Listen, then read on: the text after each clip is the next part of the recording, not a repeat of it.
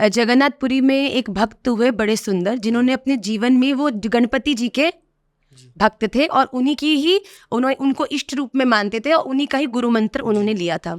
उनके गुरुदेव ने उनको आज्ञा दी कि तुमने अपने जीवन में गणेश जी के अलावा किसी के दर्शन नहीं करने। तो वो जगन्नाथपुरी पहुंचे तो वहाँ पे लोगों से पूछा, जी यहाँ कौन से भगवान विराजते हैं? तो उन्होंने कहा यहाँ पर तो जगन्नाथ जी हैं, भगवान कृष्ण है। तो उन्होंने कहा ओ राम राम राम, मैं तो अब उनके दर्शन तो नहीं करूंगा, मैं जा रहा हूँ।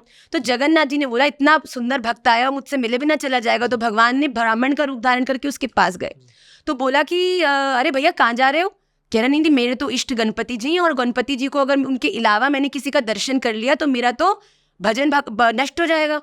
तो उन्होंने कहा, तुम्हें किसने कहा यहाँ जगन्नाथ जी विराजते हैं? यहाँ तो गणपति जी विराजते हैं।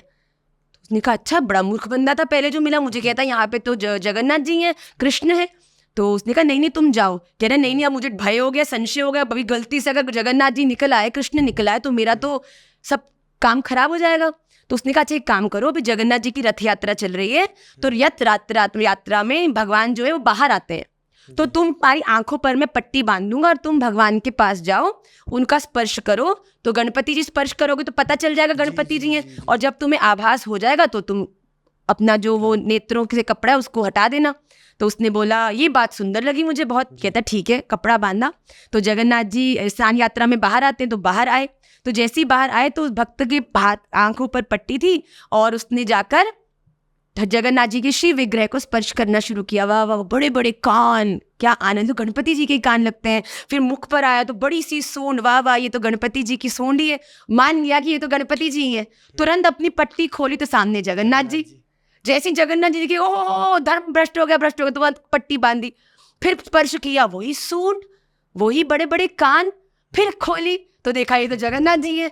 तो रोने लगे, अरे भगवान, गाल बजाए, अरे मुझे क्षमा कर दो, कैसे आप में मैंने भेद कर लिया, ये मेरी भेद बुद्धि ने कितना बड़ा अपराध किया। भगवान इतने करुणामय, आज भी स्नान यात्रा वाले दिन उस भक्त के भाव की पूर्ति के लिए, आपको मालूम है जगन्नाथ जी गणपति जी का वेश धारण करते हैं, गजपति होकर वो स्नान करते हैं सिर्फ अपने उस एक भक्त के लिए, यात्रा के टाइम। यस, जो स्नान यात्रा होती है, स्नान यात्रा के समय जगन्नाथ जी को अगर आप देखेंगे तो बिल्कुल गणपति जी का उनको सूंड लगती है, कर्ण उनके बनाए जाते हैं। तो मैं एक मैया, हमको एक और बात याद आ गई, एकदम से बात करते करते जगन्नाथ जी खींच रहे हैं अपनी ओर, एक मैया के मन में ऐसा भाव आया कि जगन्नाथ जी 56 भोग पाते हैं तो उनके पेट में दर्द होता होगा। वो जगन्नाथ जी को अपना इकलौता पुत्र मानती थी। तो क्या हुआ कि उनके मन में ऐसा भाव है, तो नीम का चूर्ण बना के मंदिर ले गई। तो पुजारी ने कहा, मैया क्या लेकर आई है? कहती मैं चूर्ण लाई हूँ। कहती बावरी है गई है तो है, मतलब जगन्नाथ जी 56 भोग पाते हैं, सड़ा सा कड़वो सो तेरा नीम का चूर्ण पाएंगे? तो भगा दिया मैया को।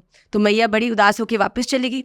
रात्रि में उनके स्वप्न में जगन्नाथ जी पंडित जी के रुदन करते हुए, करहाते हुए जोर जोर से आए और इतना हल्ला किया। तो पुजारी जी बड़ा घबरा गए, क्या हो गया क्या हो गया? कह रहे मेरे पेट में इतनी दर्द है, तुम इतना मुझे खवा देते हो, कोई मुझे इसको हाजमा करने के लिए भी तो कुछ चाहिए ना। तो जैसे पुजारी जी खड़े हुए, उनको निद्रा उनकी भंग हुई, तो उठे और रोने लगे, दौड़ के गए और वो मैया को ढूंढ के उनसे वो नीम का चूर्ण ला के रात्रि में जगन्नाथ जी को भोग लगाया।